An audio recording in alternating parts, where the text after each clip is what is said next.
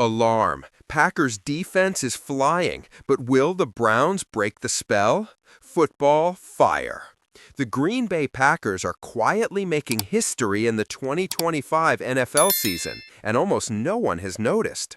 In just 2 games, their defense has allowed only 2 plays of 20-plus yards. 2, not a typo. And both came from tight ends. No running back, no wide receiver, only the tall, physical targets in the intermediate zones. That's right, the Packers' defense is hunting stars like they're rookies. Picture this: Lambeau Field, cloudy sky, biting wind. The roar of the crowd as safety Xavier McKinney closes his eyes before the snap, takes a deep breath, and explodes toward the tight end like a guided missile. Close up on the opposing QB's face, panic. Quick cut to head coach Matt LaFleur, arms crossed, subtle smile. He knows he's got something special. But here's the contradiction that'll blow your mind.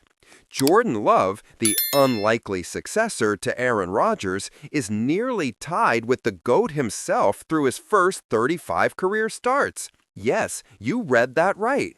Love, 2015 record, 62 TDs, 23 INTs, 96.6 QB rating. Rodgers, 1916, 63 TDs, 23 INTs, 98.1 QB rating. The difference? Less than 2 rating points. This isn't evolution, it's cloning on the field. And now, Sunday in Cleveland. Huntington Bank Stadium, gray skies, light rain forecasted. The Browns come armed with 2 deadly weapons: David Njoku, the relentless veteran, and Harold Fannin Jr., the rookie already leading the team in receptions. 2 tight ends, exactly the only crack the Packers have shown so far. Coincidence or trap? If Fannin or Njoku break loose for a 20-plus yard play, is it the end of Green Bay's wall? Or will Love and his defense prove this wasn't luck, but genius-level strategy? Let's look at the terrifying stats. 8 sacks in just 2 games, on pace for 64 sacks this season, which would shatter the franchise record of 52 set back in 2001. Josh Jacobs is riding an 11-game touchdown streak, just 1 away from tying LaDainian Tomlinson's post-2000 record, 2003, and 3 away from Emmitt Smith's all-time mark, 1995. And discipline? Only 13 accepted penalties in 2 games, with just 1 player, McKinney, flagged twice. Military precision. But here's the dilemma. Is this an unstoppable defense or an illusion about to be shattered by an offense that attacks precisely where they're vulnerable? Think Love is just lucky? Comment, Rodgers forever. Believe he's the new king? Comment, Love reigns. Let's see who dominates the comments.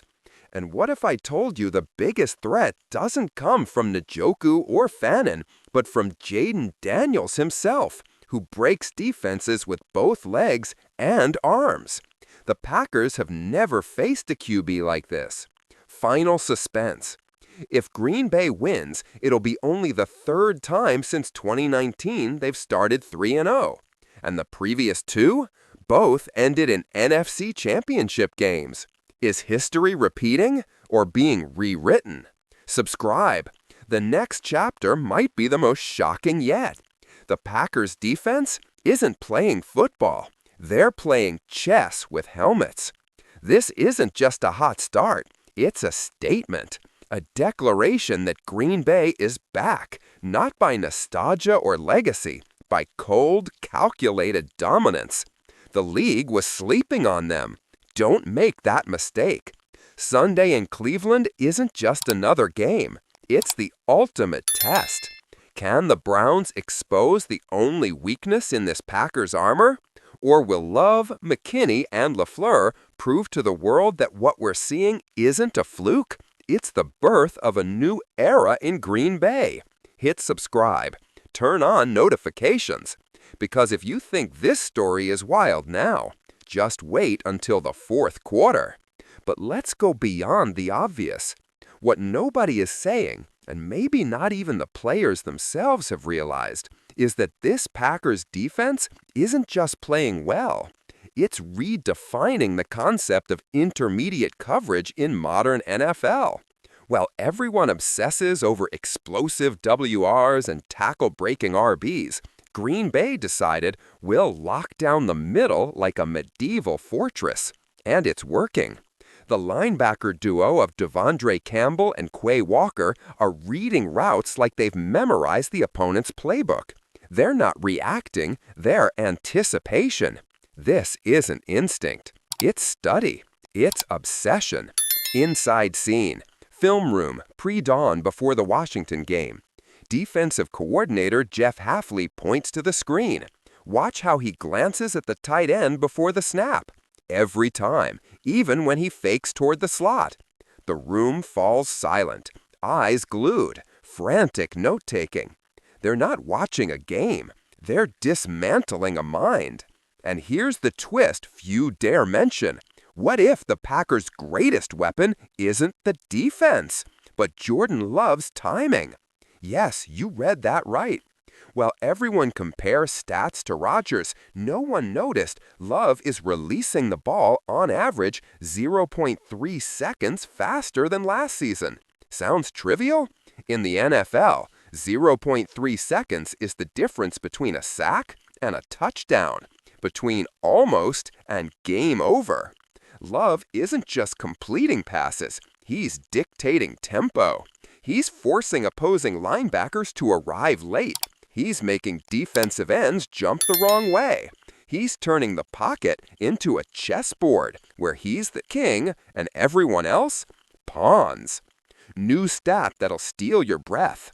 In the first 2 games, Love was pressured on only 14% of his dropbacks, third best in the league. Last year, that number was 27. What changed? Josh Jacobs' ground game is forcing defenses to respect the line of scrimmage. The O-line, rookie Jordan Morgan and John Runyon, are blocking like they've been together for a decade. And LaFleur's scheme? More misdirection, more play action, more movement that confuses elite defenders. But what if the Browns have already cracked the code? Cleveland isn't just any team. Kevin Stefanski is one of the most analytical head coaches in the league. He doesn't play to impress, he plays to win. And his Sunday plan?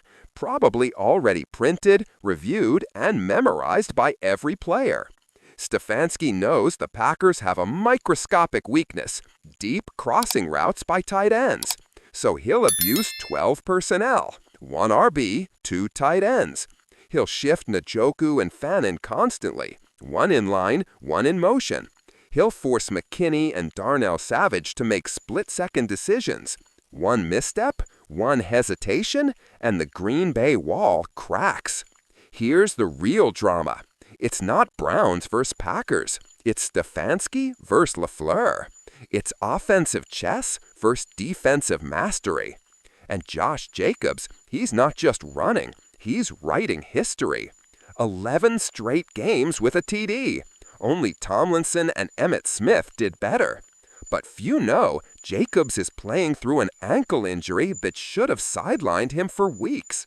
Sources say he gets anti-inflammatory injections before every game and does physiotherapy until 3 a.m. This isn't an athlete. This is a warrior. And on Sunday, if he crosses the goal line, he'll point to the sky, not for faith, but for gratitude. Because he knows every carry is a miracle. If you think Jacobs will break the record, comment Jacobs King. If you think Cleveland's defense will stop him, comment Browns Wall. Let's see which fan base dominates the comments. Behind the scenes you've never seen.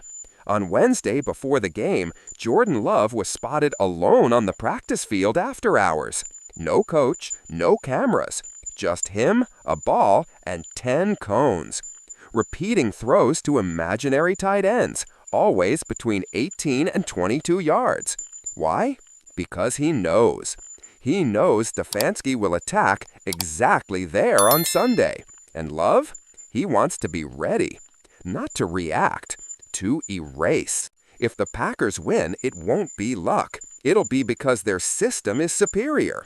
Because Love evolved beyond comparisons. Because this defense isn't just talent, it's collective intelligence. But if they lose, it'll be because Cleveland cracked the code. Because Njoku or Fannin will make that 25-yard play everyone fears. And then, the narrative flips. Analysts doubt again. And Love? He'll have to prove once more he's no one's shadow. What if I told you there's a Browns player, not Njoku, not Fannin, not Daniels, who could hold the key to everything? A player LaFleur personally marked in his notebook with 3 red stars, and whose